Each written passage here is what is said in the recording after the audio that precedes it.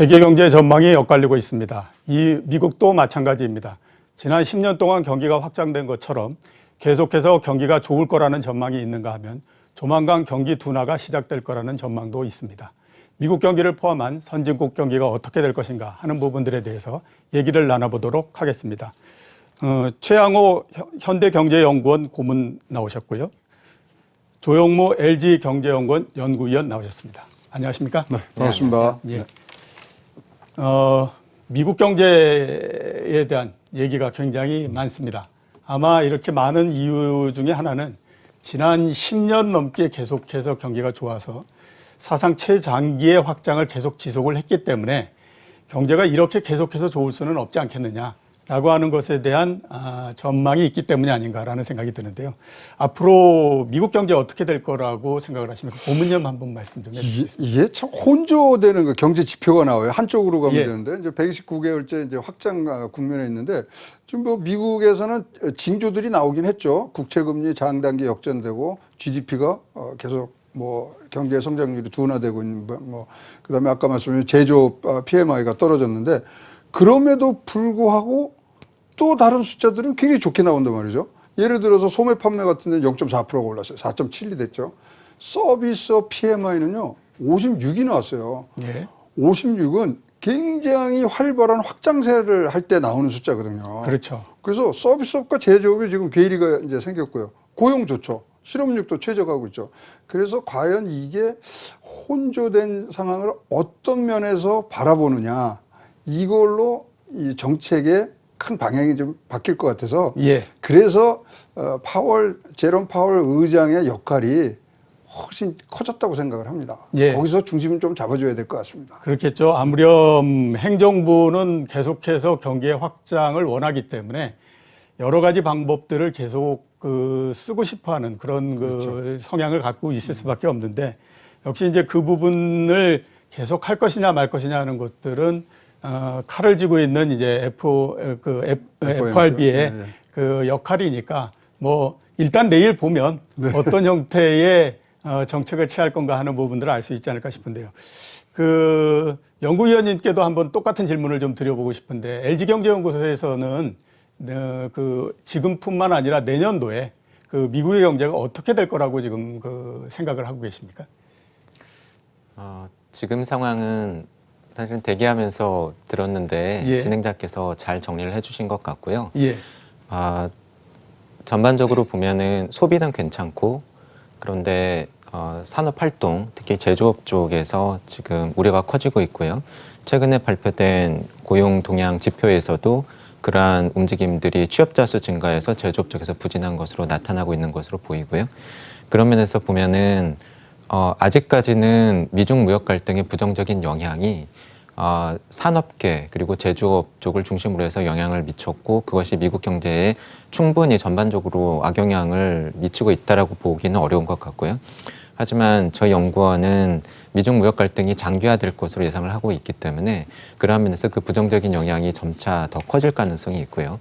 최근에 이슈가 되었던 장단기 금리 역전의 과거 패턴으로 분석을 해보면 이러한 장단기 금리 역전을 역시 활용을 해서 뉴욕 연준에서도 미국 경제의 침체 가능성에 대해서 그 확률을 제시를 하고 있는데 예. 1년 뒤 시점에 미국 경제가 침체에 빠질 확률로 미 연준이 제시하고 있는 확률들을 보면 과거의 IT 버블 붕괴라던가 또는 글로벌 금융위기 직전 수준에 거의 버금갈 정도로 지금 상당히 높아진 것으로 보이고요. 예. 그러면서 보면은 내년 하반기나 내년 말로 가게 되면 미국 경제의 침체 가능성은 상당히 높지 않나 하고 생각하고 있습니다. 근데 그 첨언을 좀 하나 예. 하자면요. 내년 11월이 미국 대선이잖아요. 예, 그렇죠. 그래서 경제가 올라가는 국면에서 재선을 하면 항상 집권당이 이겼단 말이죠. 트럼프 너무 잘 알고 있어요. 그렇죠. 그렇기 때문에 어떤 수를 쓰든지 간에 지금 뭐 하반기 내년도 상반기 안 좋습니다만은 어떻게 하든지 이 모멘텀을 만들려고 노력을 하려고 분명히 이제 도전할 겁니다. 네. 그래서 그 부분이 어떤 변수로 작용할지가 굉장히 지금 궁금하고요.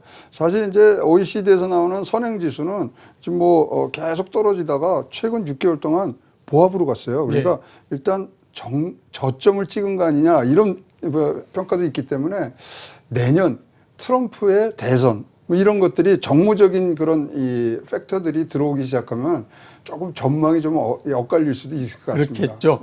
그 정무적인 부분들이 많이 들어온다라고 하는 것이 결국에 어떻게 보면 이제 경기 부양 대책을 얼마나 강하게 쓰고 그 다음에 또 어느 시점에서 쓰느냐 하는 것들과 같이 맞물릴 가능성이 높다 이렇게 생각이 되는데요. 최근에 우리나라 주식시장도 그렇지만 전 세계적으로 선진국들 대부분들의 주식시장이 상당히 좋습니다. 그 미국 시장이 거의 사상 최고치에 육박을 한 상태고요.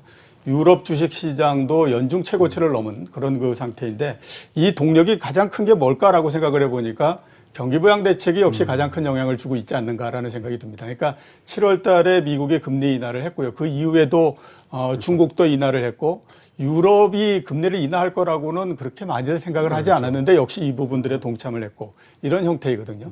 그래서 이 경기 부양 대책이라고 하는 것이 지금 계속해서 나오고 있는데 과연 이를 통해서 지금 경기의 방향이 바뀔 수 있을까 하는 부분들이 굉장히 지금 관건이다라고 생각되는데요.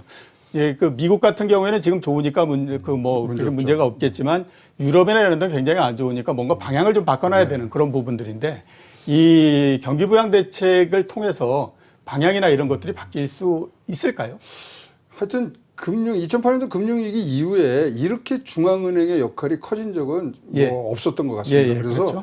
사실 세계의 전체 그런 중앙은행들이 공조하는 가운데서 기준금리 통화량 결정을 잘해서 넘어갔는데 당시에 했던 행위가 경기 부양이 아니라 심폐소생술이었다고 보죠. 네. 그러니까 이 자극을 줘서 굉장히 떨어지는 경제를 올려놓은 상태. 그러니까 지금 경기 부양을 하려고 그러면 사실 기본적으로 우리 전통적으로 쓰던 화폐 정책, 뭐 이 통화 정책, 재정 정책 이게 이제는 안 먹힐 때가 간 겁니다. 무슨 소리냐면 금리가 너무 내려와 있잖아요. 그렇죠. 정책 여력이 없고 따라서 심폐소생술은 성공적이지만 몸이 회복을 되려 그러면 다른 문제로 가야 된다. 그리고 루비니 교수가 지적했듯이 이제는 총수요의 부족이 아니라 공급의 이 부족에 때문에 공급망의 이 파괴 이런 걸로 이 지금 다른 경제 위기가 올 수 있기 때문에 이제는 이 중앙은행의 경기 부양책, 특히 금리를 중심으로 한 경기 부양책 그렇게 뭐 효과가 있을까? 예. 그거는 좀 퀘스천 마크가 많이 붙습니다. 예, 글쎄 이게 뭐 동일한 정책을 계속해서 내놓을 때마다 효과가 조금씩 이렇게 떨어지는 것이 일반적인 형태이기 때문에 아마 그 부분들에 대한 우려가 상당히 있지 않나라는 생각이 드는데요. 연구위원님께는 굉장히 죄송합니다. 왜냐하면 또 동일한 질문을 뒤에 드리게 되면 앞에 분이 얘기하셨던 부분들을 또 빼고 얘기하고 해야 되기 때문에 상당히 좀 어려운 부분들이 있지만 동일한 질문을 한번 드려보고 싶은데요. 여러 지금 경기 부양 대책이 계속 나오고 있는데 이런 부분들이 선진국 경기에 어떤 영향을 좀 미칠 수 있을 거라고 생각을 하고 계십니까? 그 결론부터 말씀을 드리면요. 예. 경기 흐름을 바꿀 수 있을 것 같지는 않습니다. 예. 하락 추세에 있는 이런 경기 둔화의 진폭을 줄일 수는 있겠지만 하락 추세에서 상승 추세로 반전시키기는 다소 어려울 것으로 보이고요. 아마 많은 분들이 공감대가 있으실 것 같은데 글로벌 금융위기 이후에 오랫동안 이어졌던 통화 완화 정책의 효과를 놓고 볼 때 예전보다도 통화 완화 정책 효과가 약화된 것은 분명하고요. 특히 예전보다도 돈을 더 풀었을 때 금융기관을 통해서 민간 쪽으로 대출이 풀리면서 그것이 경기를 활성화시키는 전통적인 금리 채널은 잘 작동하고 있지 않은 것 같고요. 예. 반면에 일종의 통화 가치의 평가 절하 경쟁, 뭐 환율 전쟁이라고도 부르지만 완화적인 통화 정책을 통해서 자국의 통화 가치를 끌어내리고 수출에 도움을 얻어서 경기를 살리고자 하는 쪽에 대한 기대가 조금 더 크지 않나고 생각이 되고요. 예. 그런 면에서 보면은 어떻게 보면 지금 저희는 통화 완화 정책이 경쟁적인 양상을 띠고 있는 모습이 어떻게 보면 환율 전쟁의 초기 양상으로 볼 수 있지 않을까 하고 생각을 하고 있고요. 하지만 그렇게 해서 수출을 늘리기에는 미중 간의 무역 갈등이라던가 또는 전방위적으로 확산되고 있는 이런 글로벌 교역의 변화 추세를 감안할 때 수출을 회복시켜서 선진국이 살아나기도 쉽지 않은 국면으로 보이고요.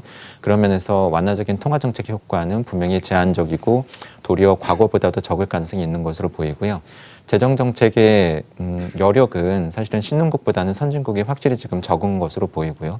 그렇겠죠. 그나마 중국이 조금 더 있는 것처럼 보이지만 중국 역시도 최근에 재정을 늘리는 것의 효과가 과거의 글로벌 금리 위기 당시보다는 조금 약한 것으로 판단이 되고요.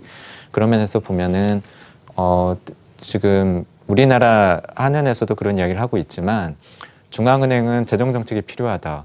그리고 정부는 완화적인 통화 정책이 필요하다라고 하면서 공을 서로 떠넘기고 있는 양상이 아닌가 하고 생각이 됩니다.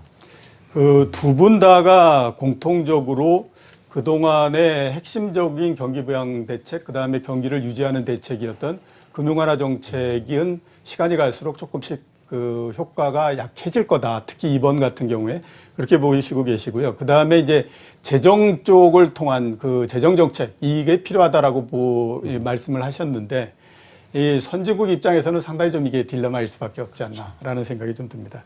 그 계속해서 위원님께 한번 여쭤보고 부분인데요. 그 지금 시장에서 생각은 내년도에 미국 경제가 둔화된다고 하더라도 과거에 2000년대 중반에 나타난 것처럼 골디락스 경제, 그러니까 그렇게 나쁘지도 않고 또 그렇게 좋지도 않고 이런 형태로서 이 조정을 마무리할 거다라고 하는 기대가 굉장히 높습니다. 다른 것보다도 아마 생각해 보니까 너무 오랜 시간 동안에 경기가 좋았기 때문에 아직까지는 경기가 나쁜 것이 어떤 모습일까라고 하는 것들에 대한 그림이 안 잡히기 때문에 이런 아마 부분들도 있을 텐데 골디락스 형태가 될 걸로 이렇게 생각하는 부분들에 대해서는 어떻게 보고 계십니까? 우선은 2009년 중반 이후에 예. 미국 MBR에서 미국 경기의 고점을 여전히 찍지 못하고 있고요. 예. 그렇다 보니까 사실은 미국 경제가 계속 호황인 것처럼 보이지만 사실은 경기 고점이나 저점은 시간이 지나고 나서 확인되는 경우가 많기 때문에 어쩌면 미국 경제가 정점을 지났을 가능성도 있고요. 그리고 한 가지 분명한 것은 굉장히 오랜 기간에 걸쳐서 지금 세계 경제, 미국 경제의 진폭이 많이 줄어들고 있는 것 같습니다. 이러한 상황에서 과거보다도 경기 하락 폭이라던가 성장률의 하락폭이 적더라도 느끼는 체감의 정도는 상당히 클 수 있지 않을까 하고 생각이 들고요. 그러한 면에서 지금 올해 초부터 미 연준을 시작으로 해서 주요 선진국 중앙은행들이 말씀하신 것처럼 통화 완화 기조로 돌아섰고 거기에 대한 기대가 고조된 상황이고 특히 금융시장에서는 더더욱 그런 것 같은데요.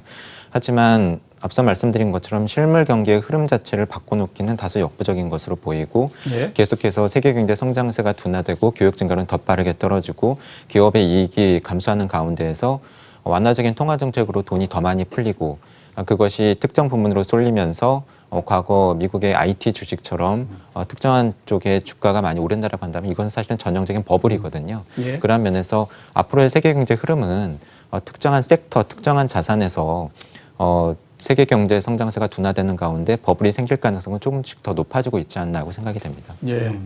그 고모님께서는 골디락스를 겪어보셨을 텐데요. 네. 예. 그때와 거의 비슷한 모습이 될까요?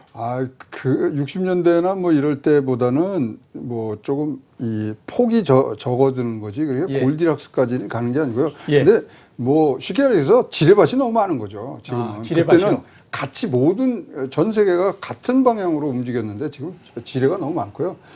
특히 이제 연준 의장이 이거 잘 표현한 것 같아요.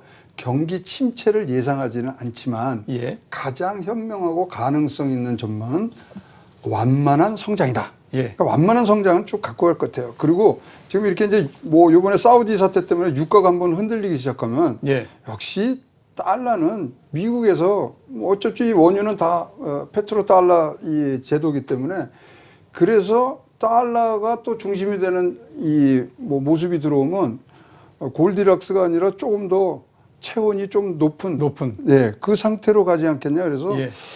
지금 어떤 저점 정점이 굉장히 모호한 상태로 예. 다시 한번 올라갈 수 있는 계기들이 내년도에 있다. 예. 특히 이제 트럼프가 2조 달러 SOC를 풀기 시작하면 또 이 몰라보게 경기 부양이 될 수 있으니까 골디락스보다는 좀 더 나은 예. 상태로 전망을 하고 싶습니다. 일단 아무튼 현재의 저공비행의 형태의 경제 이 부분들이 좀 더 이어진다라고 말씀을 하신 것 같고요. 그 다음에 완만한 형태의 조정 이 부분을 원한다. 이건 아마 모든 그렇죠. 이 정책을 피는 곳에서의 그 똑같은 바람이 아닐까라는 생각이 듭니다.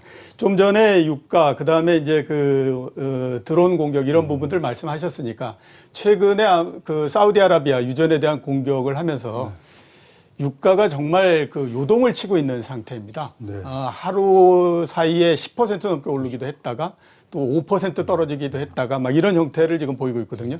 이렇게 유가의 변동이 굉장히 심한 상태가 경제에 어떤 영향을 줄 수 있나요? 그 지금 뭐 외신들 쪽 종합해서 보니까 이제 과거에 2011년인가요? 베네수엘라에서 총파업하면서 세계 이 원유량의 5%가 흔들린 적이 한 번 있습니다. 예, 예. 그때 이 상황하고 비슷하게 보더라고요. 그래서 지금 그 당시에도 뭐 저 3개월 내에 60%까지가 올라간 상황인데, 근데 재미난 건요, 이 외신 언론의 톤이 유가가 문제가 아니다. 예. 제일 걱정되는 거는 드론이다, 이렇게 결론을 내려요. 드론이요? 예.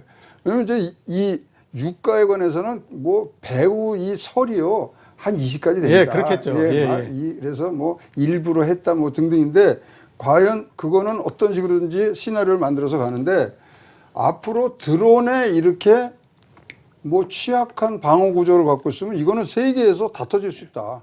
석유는 그래도 6억 배럴 뭐 SPR을 돌리면은 뭐 할 수 있고, 우리나라도 사실 40만 배럴이 하루에 부족한 거거든요. 그것밖에 아니거든요. 예. 그러니까 다들 대처를 할 수 있는데, 안보 쪽으로 가는 유가, 이거는 지금 걱정들이 많은 거죠. 아무튼 유가라고 하는 부분들이 과거에서부터 참 요물이다라는 생각이 참 많이 듭니다. 유가하고 금리하고는 거꾸로 항상 갔거든요. 예, 미국 그렇죠. 전체를 보면 유가가 올라가면 금리가 인하되는 부분들이 있는데, 예. 또 이제 내일 FOMC에서 예. 금리를 만약 인하한다면 지금 올라가는 유가에 더 올릴 거냐 말 거냐, 그 논쟁이 오늘 아침에는 굉장히 외신들에서 치고받고 하더라고요. 예, 그래서 제가 한번 여쭤보고 싶은 게 내일이 FOMC 회입니다. 내일 어떤 결정을 내릴 거라고 생각을 하십니까? 저는 지금 계속 동결로 지금 동결이요? 예, 한 3주 전부터 얘기를 하는데, 3주째, 2주 전까지만 하더라도 거의 확률은 90% 예, 이렇게 90%. 됐었는데. 그때도 사실 이제 이런 미국의 경제 지표들이 좋은 지표들이 나오고 있었거든요. 예. 나오고 있는데 특히 여기 이런 사우디의 어떤 유가 사태까지 합쳐지니까 저 확신범이 됐어요. 예. 그리고 내일 지금 이 금리 동결에 저는 좀 방점을 찍고 있고요. 이러면 또 저 앵커하고 저하고 내기를 한번 해야 되는 거 아닌가요? 글쎄 내일 동결이 되면 주식시장이 상당히 좀 요동을 칠 것 같은데 내일 아무튼 결과를 보고 네, 한번 그렇습니다. 그 말씀 네, 나누도록 하겠습니다. 위원님께는 지금 우리나라에서 디플레이션 이런 부분들의 얘기가 지금 상당히 많이 있는 상태입니다. 그만큼 또 보면 금리를 한국은행이 인하하고 해야 될 수요도 상당히 좀 있다라고 봐야 될 것 같거든요. 한 번 인하했고 동결했고 막 이런 그 상태인데 10월 달 통화정책회의에서 과연 금리를 추가적으로 또 내릴 수 있을지 그 부분들에 대해서는 우리가 어떻게 전망을 해야 될까요? 질문을 많이 받았던 부분인데요. 예. 저는 올해 4분기 중에 한 번 정도 추가 금리 인하 가능성이 있다고 말씀을. 4분기. 그러니까 10월, 11월, 12월 이때. 예. 근데 뭐 4분기 2번 남았으니까 뭐 2번 중에 한 번 정도, 그리고 내년으로 넘어가서 뭐 내년 상반기 중에 또 한 번 정도 할 가능성이 높지 않나 하고 보고 있고요. 아무래도 그 배경은 금리가 인하될 수밖에 없는 환경, 경기 둔화 추세, 그리고 낮은 물가 상승률, 상승 압력, 이러한 것을 이야기를 할 수밖에 없을 것 같고요. 만약에 뭐 말씀하신 것처럼 미연준이 금리를 내리지 않는다라고 한다면 하는 쪽에서는 금리를 인하하는데 상당히 부담을 많이 느낄 가능성이 있을 것으로 보이고요. 그렇겠죠. 하지만 저는 미연준이 금리를 인하할 가능성이 좀 더 높지 않나 하고 생각을 하고 있고요. 네. 그러면서 보면 여전히 한해의 4분기 인하 가능성은 남아 있다고 보고 있고요. 말씀하신 디플레와 관련된 부분은 사실 뭐 지표 물가 상승률 자체는 0%지만 소수점 두 자리까지 가면은 마이너스인 상황이었고요. 그 주된 원인은 경기가 안 좋아서 수요가 부진한, 그 물건 살리는 수요가 없는 것도 중요하게 영향을 미쳤지만 전년 대비 농수산물 가격이 안정세를 나타내고 국제유가가 떨어졌던 그런 공급 측면, 비용 측면 요인이 상당히 크게 작용을 했었는데 말씀을 나누신 것처럼 지금 국제유가가 올라가고 있고 그리고 농수산물 가격 역시도 돼지와 관련해서 이슈가 생겼기 때문에 그러면서는 디플레 현상이 심화되거나 지속될 가능성은 좀 낮아지지 않았나 생각이 되고요. 그러한 부분은 한은의 통화 정책에도 좀 영향을 주지 않을까 하고 생각이 됩니다. 그러면 경기도나 이 부분들에 따른 그 영향 이런 부분들을 좀 더 뒤로 밀어서 정책을 써야 되기 때문에 말씀하신 걸로 보면 11월이나 12월이 10월보다는 더 확률이 높다. 네. 이렇게 이제 볼 수 있겠네요. 그렇게 근데 보입니다. 우리나라 지금 경제를 보면 지표가 상당히 엇갈리는 상태입니다. 네. 고용이나 이런 것도 상당히 좋은 상태고요. 그다음에 또 산업 생산도 보면 그렇게 나쁘지 않은데 나머지 지표들 보면 또 상당히 안 좋은 형태이고 전체적인 체감 경기는 굉장히 낮다라고 얘기를 하거든요. 국내 네. 경제 지금 상황을 어떻게 우리가 판단해야 됩니까? 우선 통계청에서 매달 발표하는 산업활동 동향의 내용이 예. 최근에 보면은 생산이 좀 뭐 회복되는 모습을 예, 보였다. 그렇죠. 예, 예. 그런데 잘 보면은 생산이 늘어났다라고 하지만은 재고가 동시에 같이 늘었고요. 그리고 소비가 부진한 모습을 보였고 투자 그중에서도 특히 기업 투자보다도 건설 투자 관련된 부분이 전월 대비 전년동월 대비 모두 다 마이너스고 기업 투자와 건설 투자의 선행 지표에 해당되는 기계 수주라던가 또는 건설 수주 이러한 것들이 상당히 안 좋은 모습을 보이고 있기 때문에 우리 경제가 좋다라고 보기는 조금 어려워 보이고요. 예. 역시 이러한 상황이 종합적으로 반영된 결과겠지만 경기 동행 지수와 선행 지수 모두 다 이러한 종합 경기 지수들은 계속해서 떨어지는 모양새를 나타내고 있기 때문에 올해 중반에 다소 있었던 경기 흐름이 이제 상승세로 전환되는 게 아니냐라고 판단하기는 조금 어렵다라고 보고 있고요. 그리고 말씀하신 고용 지표와 관련해서는 좋게 해석하려는 쪽과 그렇지 않은 쪽이 지금 의견이 엇갈리고 있는 것 같은데 아무래도 지금 고용시장에서의 회복세를 이끌고 있는 것이 정부 재정이 집중적으로 투입된 20대 그리고 5, 60대 노년층 그리고 상대적으로 일자리의 질이 좋지 못하거나 단기 일자리에 속하는 쪽에서 고용이 많이 늘고 있고 정작 제조업이라던가 40대 쪽에서는 취업자가 도리어 줄고 있기 때문에 그런 면에서 보면은 고용시장도 질적인 개선이라던가 안심하기는 어렵지 않나고 판단하고 있습니다. 근데 조영무 의원이 얘기한 것처럼 예. 이렇게 얘기를 대통령께 누군가가 그 참모진이 보고를 해야 되는데 이런 얘기 딱 빼고 숫자로만 얘기하니까 대통령께서 그렇죠. 고용의 예, 예. 질과 양이 양이 좋아졌다 모두 다 좋아진다. 네, 이렇게. 그래서 그 참모진들은 진짜 반성을 해야 돼요. 한꺼풀만 내려와도 39만 5천 명이 60대 이상에서 27만 원짜리 뭐 답변꼭지 죽고 저 강의실에 불 끄는 걸로 갔는데 그걸 예. 고용의 질과 양이 한다 그러면서 일단 무슨 대책을 하려면 진단이 중요하잖아요. 그렇죠. 예, 예. 진단을 잘 못하는 청와대 경제 이 참모진들은 예. 조금 실질적인 진짜 판단을 하실 수 있게 정확한 정보를 좀 드렸으면 좋겠습니다. 정확한 진단이 있어야 어차피 그럼요. 정확한 그 정책이 나오는 거기 때문에 그런 면을 좀 고려를 하셔야 되지 않을까 좀 그런 생각이 듭니다. 자, 다음 주제로 한번 넘어가서 좀 여쭤보고 싶은 부분이 있는데 중국 경제 부분입니다. 최근에 리커창 총리가 6% 성장률 유지하기도 어렵다 이런 얘기를 했거든요. 그동안에 중국 같은 경우에 고위층이 얘기할 때 항상 경제가 나쁠 때는 경제 하방 압력이라는 얘기를 했었지 이렇게 명시적으로 어떤 숫자를 제시하거나 이런 적이 거의 없었다라는 생각이 듭니다. 그런 만큼 지금 중국 경제가 상당히 좀 어려운 거 아닌가라는 생각들을 지금 많이 하고 있는데요.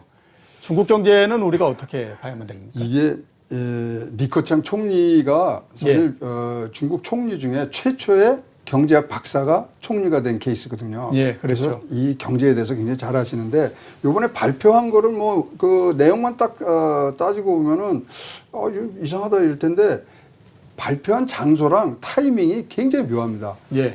이 얘기를 한 게 사실은 중국 내가 아니고 러시아 방문 중이에요. 예. 거기서 얘기를 했고 그다음에 그날 지준율을 이 뭐 0.5%인가요? 뭐 떨어뜨리면서 9천 위안을 쫙 풀린 상태에서 갔거든요.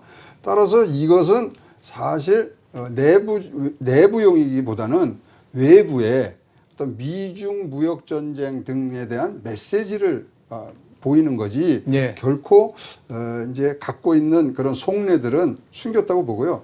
잘 아시겠지만 이제 리커창 지수라는 게 있지 않습니까? 예, 그렇죠. 뭐 수천상 성주할 때 우리나라 이 뭐 GDP 경제지표 믿을 거 못돼 내가 지수를 줄게. 그래서 이제 세 가지를 가지고 만드는 그 리커창 지수로 분명히 이제 뭐 영국의 이코노믹스가 이제 내고 있습니다만 그것만 보더라도 안 좋긴 안 좋습니다. 예. 특히 이제 산업 여기 생산이 5.5% 이상의 이제 증가를 가야 되는데 그거 못 미치고 있거든요.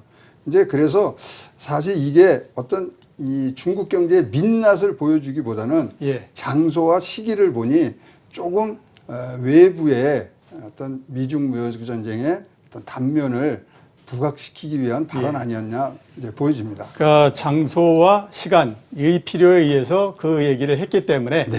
전적으로 그거를 믿을 수는 없지만 그렇죠. 중국 경제가 그렇게 좋지 않은 것은 사실이다. 일단 이렇게 이제 네, 우리가 정리를 해야 될 것 맞습니다. 같은데요. 그 마찬가지로 제 위원님께도 한번 말씀을 여쭤보고 싶은 부분들이 중국 경제가 그동안에 굉장히 좋을 거다라고들 많이 했다가 계속해서 지금 내려오고 있는 상태이고요. 그렇기 때문에 지금 중국 경제를 우리가 어떻게 판단해야 될 것인가 하는 것들이 굉장히 중요한 부분인데 현재 중국 경제는 어떻게 지금 판단하고 계십니까? 시진핑이 추구했던 중국 경제의 구조전환 신창타이가 예. 미국 트럼프와의 교역 전쟁으로 인해서 스텝이 꼬인 건 분명하고요. 앞서 말씀드렸던 미국 경제와 중국 경제를 비교해 본다라고 한다면 미국은 중국과의 무역 갈등으로 인해서 제조업 쪽에서 부정적인 영향, 투자 쪽에서 부정적인 영향이 나타나고 있지만 소득이 늘어난 가계의 소비가 버팀목 역할을 하면서 가고 있는데 중국 같은 경우에는 수출, 제조업 쪽에서 어려운 양상이 소비까지도 같이 부진한 양상을 보이면서 지금 매우 어려운 국면을 맞고 있는 것으로 보이고요. 예. 특히 눈길을 끄는 것은 과거 글로벌 금융위기 당시에 4조 위안의 정부 재정지를 통해서 그 위기를 극복한 바가 있는데 최근에 정부 쪽에 중국 정부가 여러 가지 경기 활성화 대책을 내놓고 있음에도 불구하고 특히 관심을 모았던 자동차 판매와 관련된 소비를 돕기 위한 대책이 나왔음에도 불구하고 여전히 자동차 쪽에서의 판매라든가 소비가 부진한 양상을 보이고 있다라고 하는 것은 과거보다도 중국 정부의 정책이 그렇게 큰 효과를 발휘하고 있지 못할 가능성을 보여주는 것 같고요.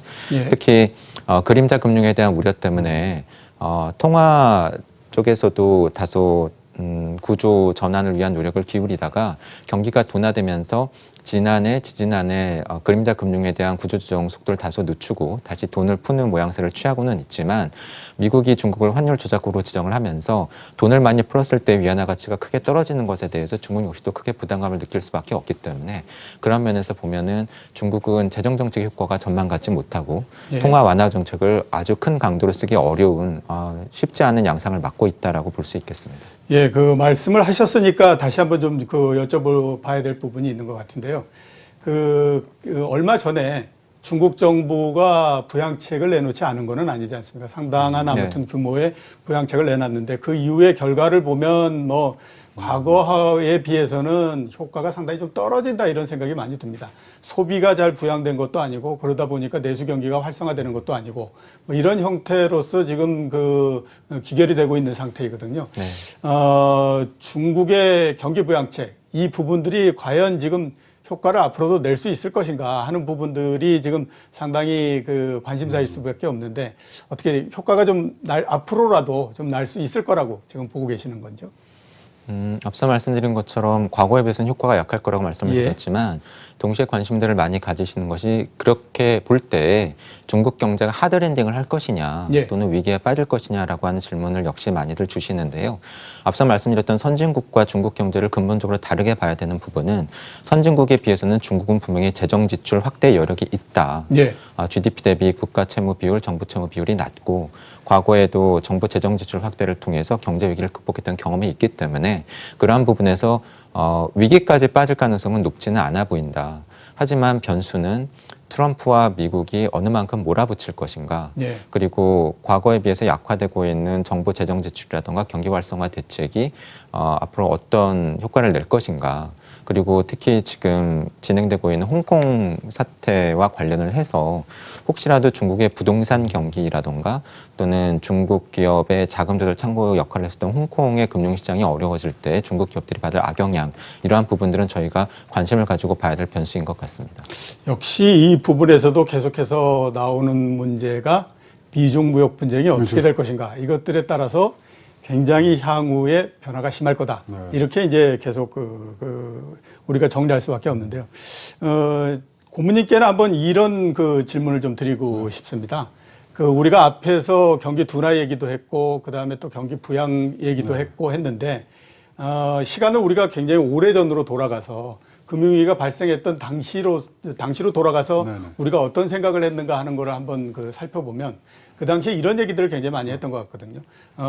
금리도 내리고 여러 경기 부양 대책 막 이렇게 쓰고 그러지만 그래서 일정 부분 어느 정도는 올라갈 거다. 네. 근데 문제는 뭐냐면 거기에서 굉장히 활성화돼서 이 경기 부양 대책을 거꾸로 돌려서 원상으로서 돌려놓는 상태까지 가지 못하면 그러니까 그런 상태에서 경기가 나빠지게 되면 그 다음서부터는 쓸 수 있는 카드도 없으니까 굉장히 힘들어진다. 이런 얘기를 굉장히 많이 많이 했었거든요. 했죠. 예, 예.